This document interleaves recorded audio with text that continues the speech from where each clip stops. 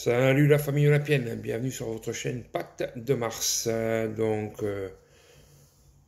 Une autre vidéo sur concernant toujours les rumeurs, la future vente OM et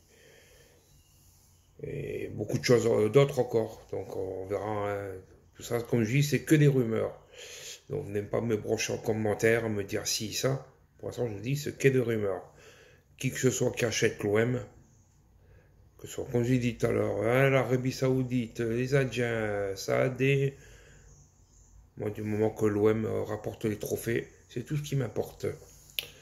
Donc, après une difficile fin de saison de l'OM en Ligue 1, la question de la vente OM revient toujours sur le devant de la scène, avec une déclaration forte.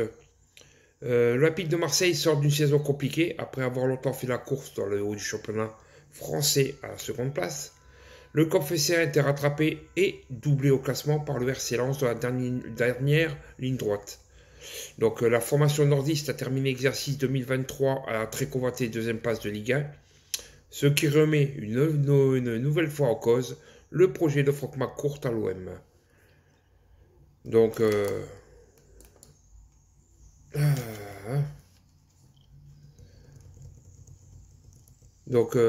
franchement, avec l'Américain, l'OM n'avance pas vraiment. L'équipe franchit certes des paliers, mais retourne par la suite dans ses travers, ce qui l'oblige à poursuivre des objectifs toujours modestes. Club le plus prestigieux de France grâce à sa victoire en Ligue des Champions, l'Olympique de Marseille semble à la croisée des chemins. Le moment où il doit se redonner une nouvelle orientation, de préférence avec de nouvelles personnes à sa tête. Ce moment amplifie le besoin des supporters de voir Franck McCourt vendre l'OM. Plusieurs personnalités du monde des affaires sont associées à la vente OM. Des Saoudiens fortunés, proches du Premier ministre d'Arabie Saoudite, Mohamed Ben Salman, seraient prêts à mettre le grappin sur l'équipe phocéenne. Côté supporters, en cas de vente de l'OM, l'immense majorité souhaite que le club atterrisse dans les mains de fortunés saoudiens. Ils sont les seuls à pouvoir décaisser d'immenses sommes d'argent pour redonner de l'envergure au club rival du PSG. Bon, on va toujours parler de Thibaut Vergier, hein. Donc si le journaliste, lui, a jusqu'ici été le seul à parler régulièrement de l'imminence de la vente OM, plusieurs autres professionnels des médias ont des informations sur le sujet. Ils restent silencieux parce qu'ils se refusent d'alimenter de faux espoirs chez les fans en donnant l'impression d'une vente imminente du club. C'est du moins ce qu'il faut comprendre du propos de Mathieu Grégoire, journaliste à l'équipe. Alors, lui, il évoque la vente OM. Lors de son passage sur le live Twitch de Passe ton ballon, le journaliste Mathieu Grégoire a déclaré: la vente de l'OM peut se faire dans 6 mois, 1 an ou dans 6 ans.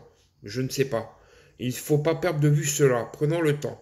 Si on peut l'annoncer, on le fera. Moi, ça me ferait rêver encore une fois de révéler la vente de l'OM. Mais ça se fera quand ça se fera. C'est ce que je disais toujours. Par contre, pour Daniel Riolo, le potentiel racheteur de l'Olympique de Marseille pourrait bien être Rodolphe Saadé en lieu et place des Saoudiens. Il a déclaré à son tour: qui va vouloir acheter l'OM aujourd'hui? Le seul acheteur potentiel, c'est le milliardaire franco-libanais Rodolphe Saadé, qui possède déjà le port de Marseille et le journal La Provence. Posséder un club de foot est une affaire purement politique. On ne gagne pas d'argent, ou peu, avec un club de foot. Dans la plupart des cas, on en perd. Le président Pablo Longoria est attendu, lui, aux États-Unis par l'actionnaire Franck McCourt avec Ribalta.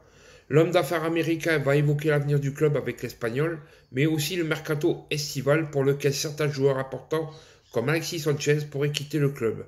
Dans ce cas, Franck McCourt, qui dément régulièrement une volonté de vendre le club, va devoir décaisser de l'argent pour acheter de nouveaux joueurs capables de propulser l'OM au sommet du football français. En est-il capable? J'en doute. A-t-il le financier possible pour pouvoir le faire? J'en doute également. Veut-il le faire? J'en pense pas. Lui, c'est plus un homme d'affaires dans le business, dans le management des infrastructures, de l'immobilier et d'autres choses. Le sport, pour lui, ça passe au 3e degré. Donc voilà, famille, si cette vidéo elle vous a plu, n'oubliez pas de mettre le petit pouce, de vous abonner à ma chaîne Patte de Mars si ce n'est déjà fait, et d'activer la cloche pour suivre toujours mes prochaines vidéos. Allez, la famille, quoi qu'il arrive avec cette vente OM, et quoi qu'il arrive, toujours Forza OM dans le cœur.